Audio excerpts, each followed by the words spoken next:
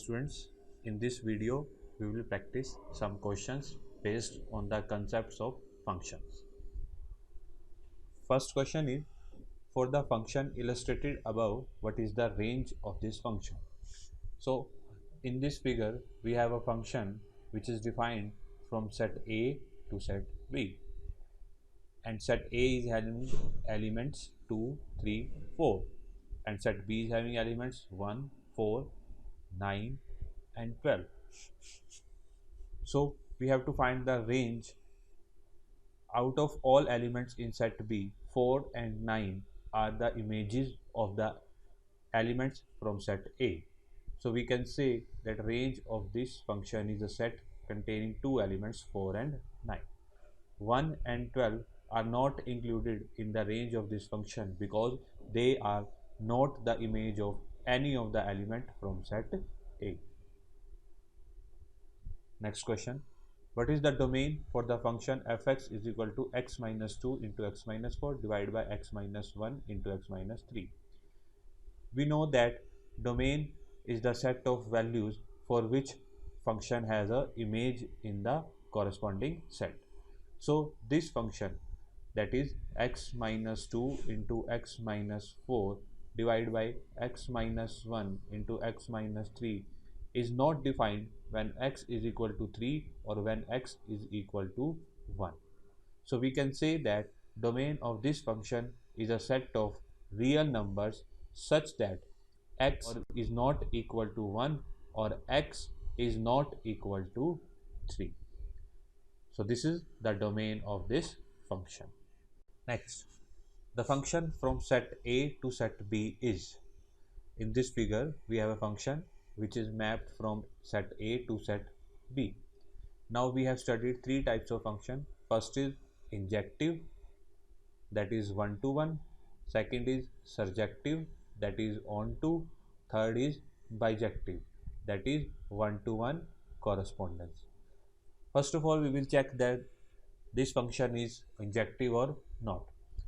For function to be injective, every element in set A should have a unique image in set B, which is true for this mapping. So we can say that this function is a injective function.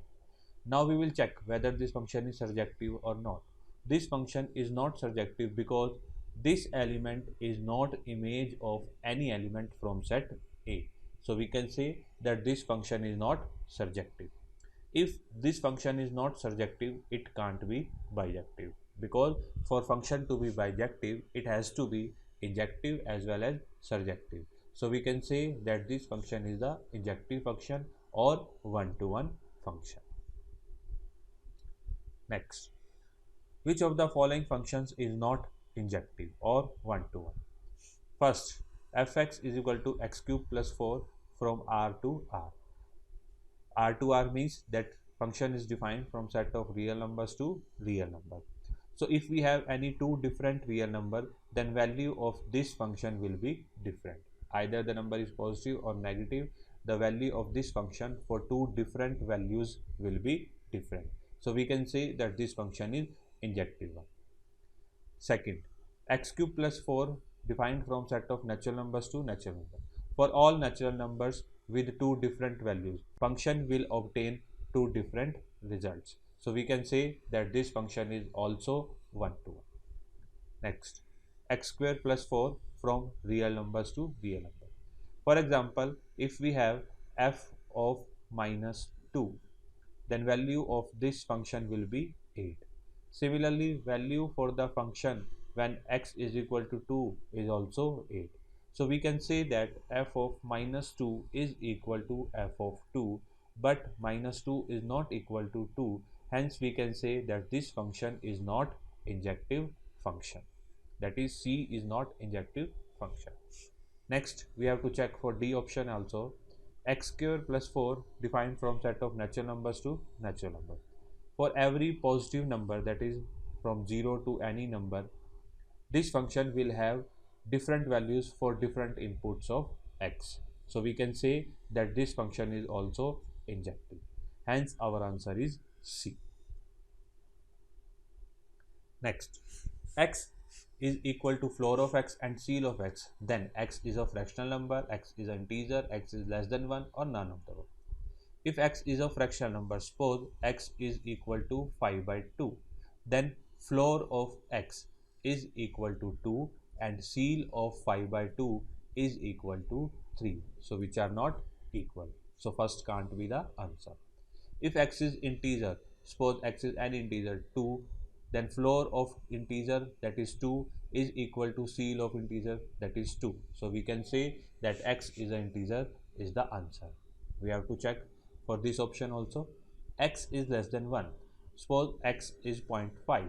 Then floor of 0.5 is 0 and ceil of 0.5 is 1, which are not equal. So B is the answer. Next, suppose that fx is equal to 3x minus 8. Does f inverse exist? F inverse exists if the function is invertible. Invertible means that function should be one-to-one correspondence, means it should be one-to-one as well as onto function.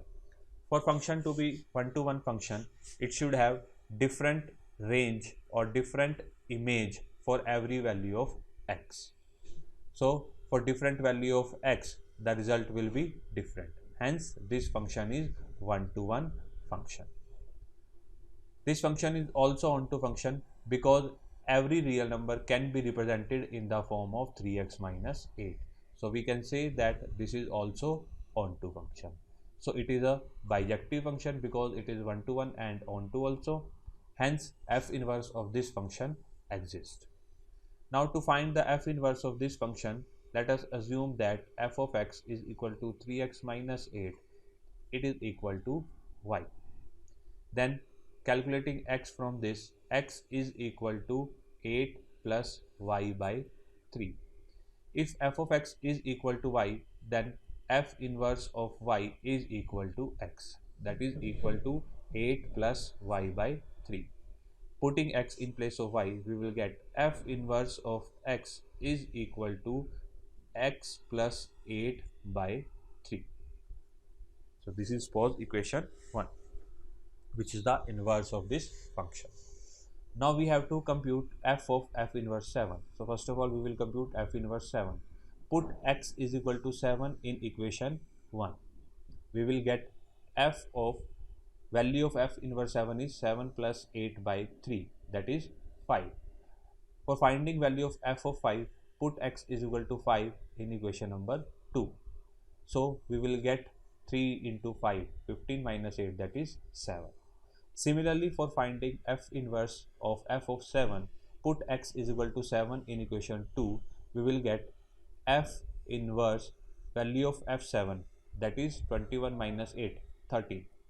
For calculating f inverse of 13, put x is equal to 13 in this. We will get 13 plus 8, 21 by 3, that is 7. So f of f inverse 7 is equal to f inverse of f of 7. There is one standard theorem also, that f inverse f of x is equal to f of f inverse x, which is equal to x. Or we can say that f inverse composition with f is equal to f composition with f inverse, which is equal to identity function, where identity of x is equal to x. So this theorem applies to this question also. Here value of x is equal to 7. Hope the concepts of basics of functions are clear to you.